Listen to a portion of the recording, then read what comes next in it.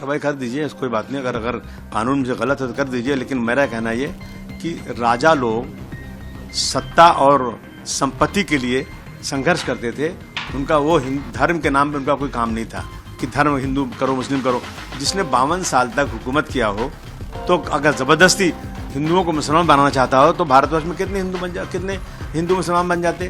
तो भी चाहे आबू आजमी हो, चाहे उनके श्री अखिलेश यादव जी हों, चाहे उनके अन्य कोई नेता हों, इन सब के अंदर क्रूर मुगल शासक जिसे कहा जाता है, औरंगजेब की आत्मा घुस गई है। डिप्टी सीएम जो महाराष्ट्र के हैं,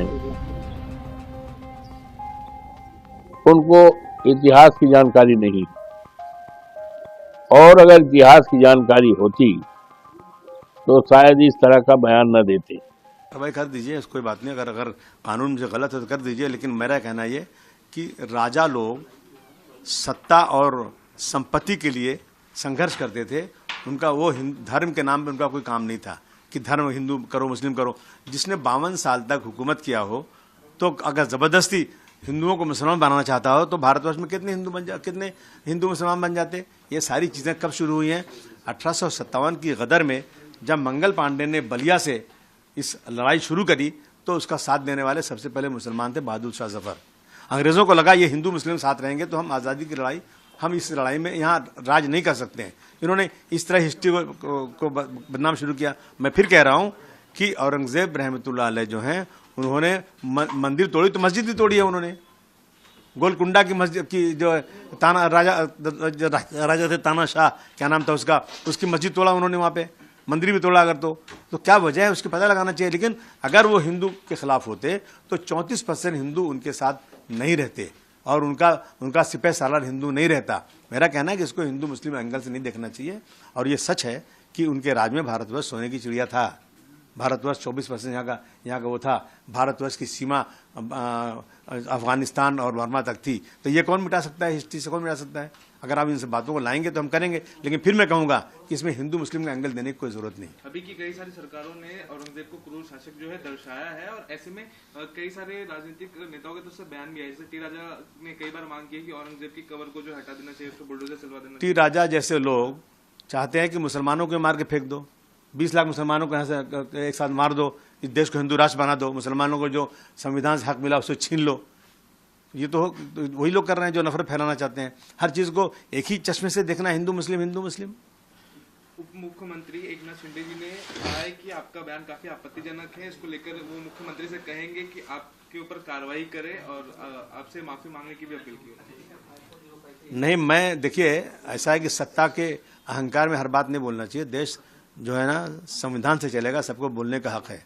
मैं किसी हिंदू भाई के खिलाफ बोलूं तो मुझे आप कहिए। मैं तो कह रहा हूं कि वो हिंदुओं के साथ ही थे। उन्होंने 34% हिंदू उनके साथ, उनके उसमें रियाय उनमें थे, उनके सरकार में थे।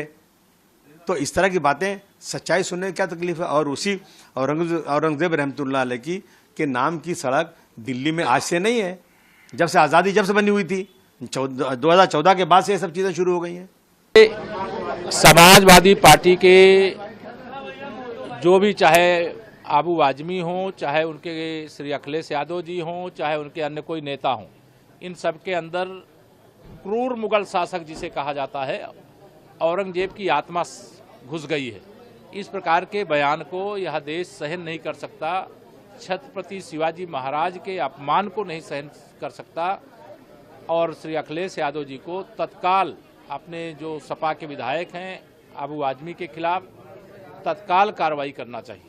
और उत्तर प्रदेश हो, चाहे महाराष्ट्र हो, चाहे पूरा देश हो, छत्रपति शिवाजी महाराज के अपमान का जवाब भी देगा, और औरंगजेब का महिमा मंडन करने वालों को इसका हिसाब भी देना पड़ेगा। यादव ने सोशल मीडिया में पोस्ट किया और उन्होंने लिखा है, हम 2027 में स्त्री सम्मान समृद्धि योजना लाएंगे। नौटंकी जैसे ये पीडीए कर रहे हैं, वैसे महिला की बात कर रहे हैं। जिनके शासन में न महिलाएं सुरक्षित थी, न जवानों का भविष्य सुरक्षित था, ना पिछड़ा हो, चाहे दलित हो, चाहे किसान हो, चाहे मजदूर हो, चाहे व्यापारी हो, कोई सुरक्षित नहीं था।